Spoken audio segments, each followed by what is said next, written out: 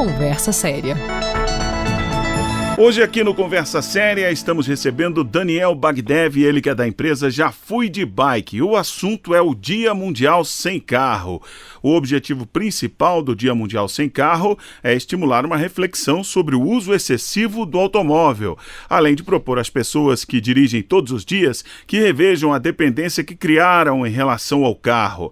A ideia é que essas pessoas experimentem pelo menos um dia formas alternativas de mobilidade, descobrindo que é possível se locomover pela cidade sem usar o automóvel. E é sobre isso que a gente conversa com o Daniel. Bom, para quem é de um grupo chamado Já Fui de Bike, isso parece fácil. É mesmo, Daniel? Fácil assim?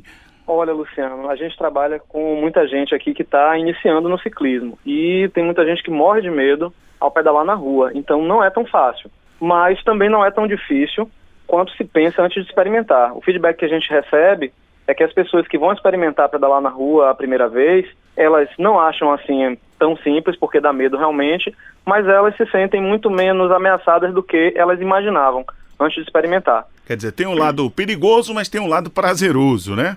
Eu não costumo usar a palavra perigoso, porque na verdade o trânsito é perigoso para todo mundo, até para quem está parado em pé num ponto de ônibus. Na verdade, isso é inerente, né, ao próprio sistema de transporte, o sistema de trânsito. Mas existe sim um cuidado que quem pedala tem que ter para se manter seguro. A postura que ele vai exercer, a decisão que ele vai tomar de não fazer determinada coisa ou de fazer determinada coisa.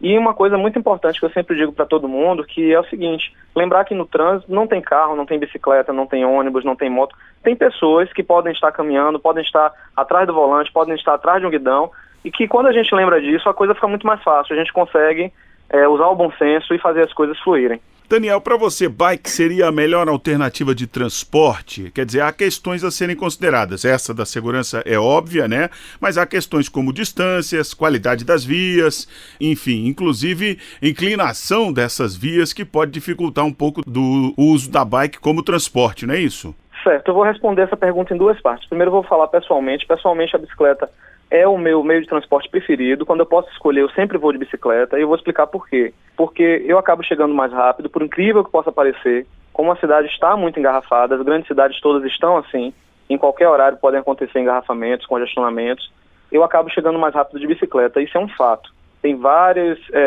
estudos que comprovam isso. Tem pessoas que fazem desafios todo ano aí, chamados desafios intermodais, onde se coloca helicóptero, carro, bicicleta, ônibus, skate, e a pessoa a pé, todas para sair de um ponto A da cidade para um ponto B para ver quem chega primeiro, e a bicicleta sempre chega na frente de todos os veículos motorizados. Eu não tenho nada contra o carro, eu acho que o carro é importante, ele é muito útil quando você precisa levar mais pessoas, quando você precisa ir com a família, com criança, fazer compra no mercado.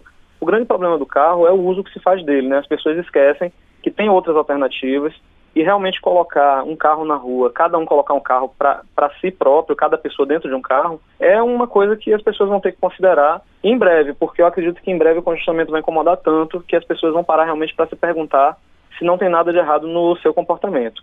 Agora, falando da maioria das pessoas que estão iniciando, as queixas são sempre o calor. Aqui em Salvador, por exemplo, na cidade onde eu moro, faz calor, então as pessoas, poxa, Daniel, como é que eu vou chegar nos lugares suado?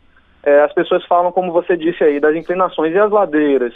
Tem vários questionamentos que as pessoas fazem quando estão começando, mas depois que você descobre que, além dessa coisa que eu falei de chegar mais rápido, você acaba chegando mais feliz, produzindo mais, tendo uma qualidade de vida melhor, olhando as coisas que estão na cidade ao seu redor de forma diferente de quando você está dentro de um carro, você percebe coisas, detalhes da cidade, cheiros, locais que você não percebia. Você encontra caminhos diferentes. As pessoas acabam encontrando tantos benefícios que aquelas coisas que pareciam ser obstáculos intransponíveis, acaba se encontrando uma solução. A ladeira, ela deixa de ser difícil depois que você começa a praticar, não precisa virar nenhum atleta, você consegue subir qualquer ladeira, e se precisar subir empurrando, não tem vergonha nenhuma nisso. Sobe empurrando a ladeirinha e vai embora. E, assim, todas as outras coisas, calor e etc., acaba que as pessoas encontram uma maneira de contornar isso.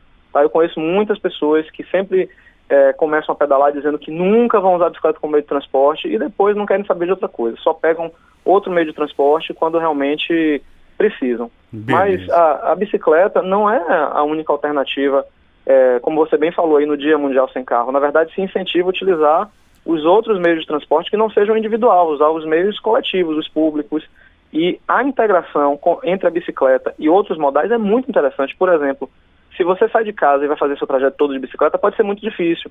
Como você falou, a pessoa pode não conseguir fazer até porque não tem condição física. Mas se você vai até um determinado lugar, consegue guardar sua bicicleta com segurança, como por exemplo, um bicicletário na estação do metrô, como aqui em Salvador está começando a funcionar agora, e pega o metrô para fazer o resto do caminho, você consegue se resolver. Olha, isso seria um uso inteligente de vários modais, né? Isso. Na verdade, quando a gente fala de reduzir o uso de carro, quem está nas grandes cidades, e nem tão grandes assim, hoje as médias cidades também sofrem com os engarrafamentos, né? E a gente fala de reduzir o uso de carro, o pessoal lembra logo do alívio que seria aí para esses engarrafamentos. Isso poderia ser conseguido com atenção no reforço ao transporte de massas, o transporte público. Mas há algumas questões que eu gostaria de considerar com você. Por exemplo, muitos governos municipais se adiantaram em criar as faixas exclusivas para ônibus, mas ficaram nisso, ou seja, não criaram novas linhas de ônibus, não colocaram mais ônibus à disposição da população. Com isso, na verdade, só fizeram o quê? Apertaram mais ainda o mesmo número de carros nas ruas e avenidas, não é isso? É verdade, você tem toda a razão. É necessário acordar para uma realidade. O transporte público, ele precisa ser mais valorizado, precisa se planejar melhor como ele deve ser executado. E o ônibus, dentre todos eles, é o mais importante do meu ponto de vista. Porque o metrô é legal, é bacana, vai rápido, é confortável, mas ele não consegue sair dos trilhos. Ele não consegue ir até onde os ônibus vão. Então o ônibus tem a questão da capilaridade, ele atende parte da cidade que outros meios de transporte de massa não conseguem atender. E assim, a gente acaba, aqui em Salvador a gente tem feito um trabalho aqui junto com a prefeitura, nas garagens de ônibus, a gente acaba tendo muito contato com os motoristas de ônibus, e a gente vai para lá, imagina uma pessoa que representa o ciclista, indo conversar com o motorista de ônibus, e a gente consegue sair de lá amigos, a gente consegue sair de lá com o pessoal dando tapinha nas costas, abraçando a gente, agradecendo por a gente ter ido até lá. E assim, você vê que a gente vai buscar parcerias, as vias exclusivas de ônibus acabam sendo compartilhadas com a bicicleta forçosamente, porque a bicicleta precisa trafegar nas ruas no bordo. E o bordo que a gente escolhe é o bordo direito por ter uma menor velocidade, e é lá que estão os corredores de ônibus. Então, sim, os corredores de ônibus são uma boa solução, mas não resolvem sozinhos. Tem que existir o planejamento e se colocar em prática o que foi planejado, como você bem falou. Aumentar o número de linhas, planejar para que aquele meio de transporte, que é tão importante, seja valorizado e que funcione melhor. Agora, Daniel, vamos contar um pouco da sua experiência. O Já Fui de Bike é uma empresa particular que você vive disso. Você até mudou de ramo para se dedicar a isso, vendo aí uma oportunidade de negócio, mas na verdade tem aquela origem de pensar no maior, não é isso? Na verdade eu comecei a trabalhar com a bicicleta através de trabalho voluntário, não era uma empresa. O grupo que eu iniciei em 2013 existe até hoje, é chamado Pedale Seguro. Esse grupo ele é voltado para o ciclista iniciante e tem como objetivo treinar essas pessoas, esclarecer essas pessoas, tirar dúvida, acompanhar essas pessoas para que elas possam pedalar melhor, com mais qualidade. E a gente continua esse trabalho até hoje. O Pedale Seguro é forte aqui em Salvador, a gente faz treinos regularmente toda quinta-feira.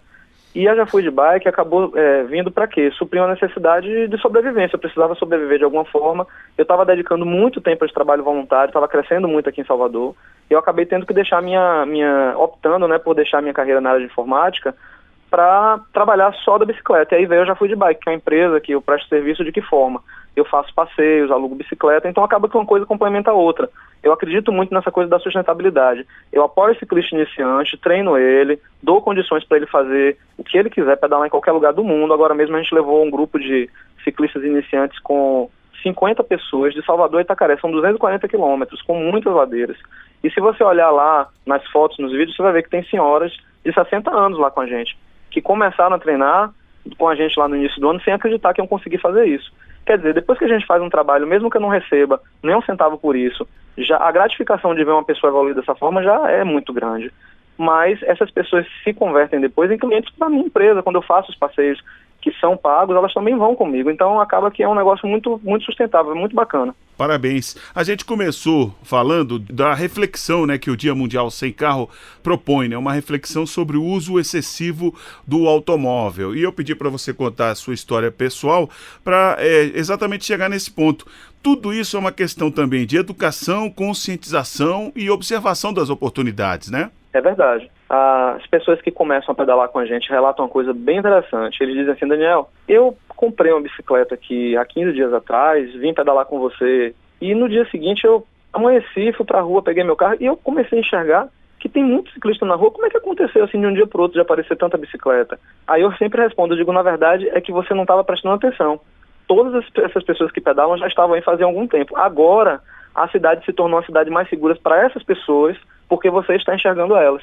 Então, a bicicleta acaba tornando a cidade mais segura para todo mundo, porque o motorista, naturalmente, ele acaba sentindo na pele como é estar em cima de uma bicicleta e acaba se tornando um motorista mais cuidadoso, um motorista mais preocupado. Daniel Bagdev, eu quero agradecer a sua participação nesse Conversa Séria aqui da Rede Nacional de Rádio e desejar todo sucesso aos seus projetos aí em Salvador. Tá legal?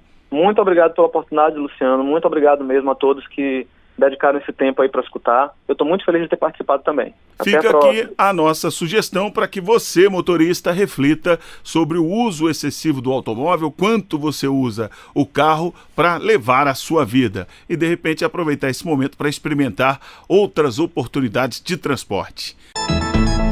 Conversa Séria.